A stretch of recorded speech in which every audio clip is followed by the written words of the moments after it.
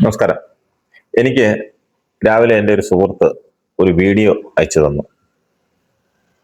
കറ്റാനത്ത് ഒരു യുവതി റോഡിൽ കിടന്ന് ബഹളമുണ്ടാക്കുന്ന വീഡിയോ ആണ്. മദ്യലഹരിയിൽ കാട്ടിക്കൂട്ടിയ ബഹളവും ഒച്ചപ്പാടുമാണെന്നാണ് ആ സുഹൃത്ത് പറഞ്ഞത്. സോഷ്യൽ മീഡിയയിൽ വൈറലായ വീഡിയോ ആണെന്നും പറഞ്ഞു. ആദ്യം വീഡിയോ ഒന്ന് കാണാം.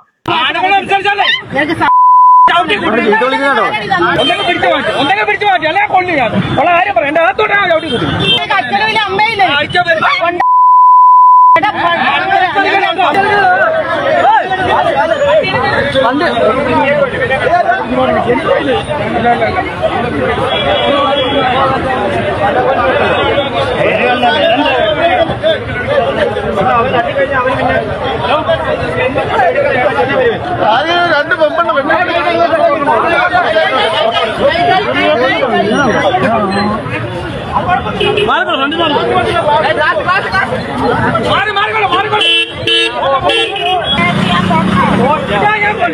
എന്റെ അമ്മയിലും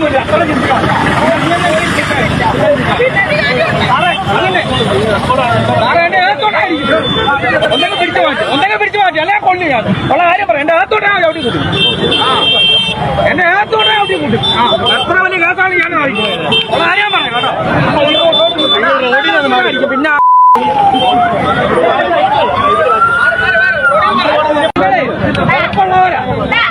എന്താടാ കണ്ട ആണുങ്ങളിലെ അടിപൊളി എന്റെ ഭാര്യ സഹോദരനിലെ ഭർത്താവിനെ അച്ഛനിലെ അമ്മയിലെ സംസ്കാരം ഉണ്ട്. അതുകൊണ്ട്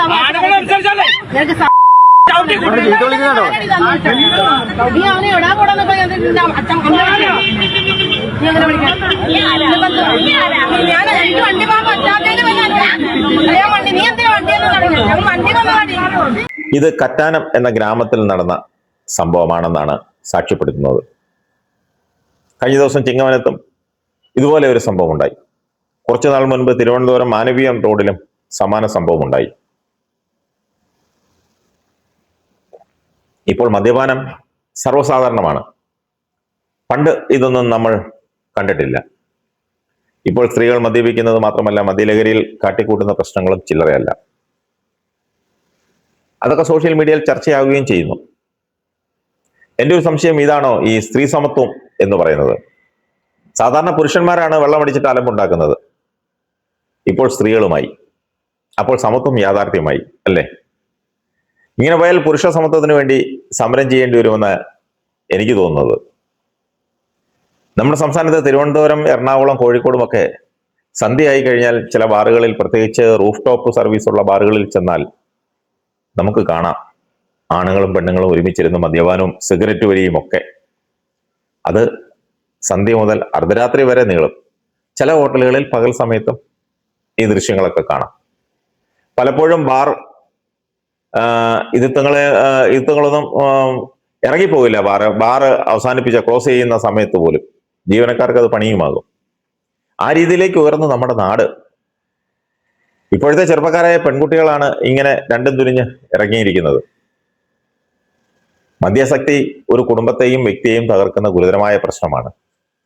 ഒരു സ്ത്രീ മദ്യപിച്ച് റോഡിൽ കിടന്ന് ബഹളം ഉണ്ടാക്കിയാൽ അത് കൗതുക വാർത്തയോ അല്ലെങ്കിൽ പരിഹാസ വിഷയമോ അല്ല. അതുപോലെ പുരുഷൻ ചെയ്താലും നിസ്സാരമായി കാണരുത്.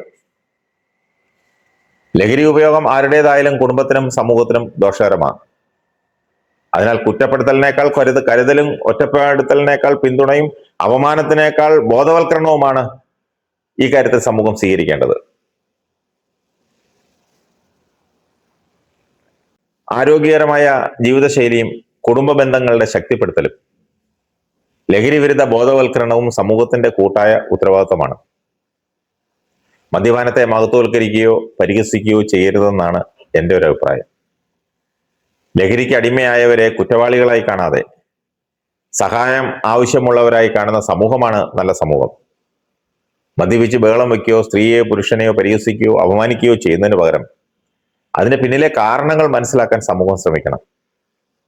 ലഹരിയിലായ വ്യക്തിയോട് പ്രകോപനപരമായി പ്രതികരിക്കാതെ അവരുടെ സുരക്ഷ ഉറപ്പാക്കുകയും ആവശ്യമായ സഹായവും പിന്തുണയും നൽകുകയും ചെയ്യണം. അതാണ് വേണ്ടത്. ലഹരി ഉപയോഗം ആരുടേതായാലും കുടുംബത്തിനും സമൂഹത്തിനും അത് ദോഷകരം തന്നെയാണ്. അതിനാൽ കുറ്റപ്പെടുത്തലിനേക്കാൾ കരുതലും ഒറ്റപ്പെടുത്തലിനേക്കാൾ പിന്തുണയും അപമാനത്തിനേക്കാൾ ബോധവൽക്കരണവും ആണ് സമൂഹം സ്വീകരിക്കേണ്ടത്. അങ്ങനെ ഒരു സമൂഹത്തെയാണ് നമ്മൾ വാർത്തെടുക്കേണ്ടത്.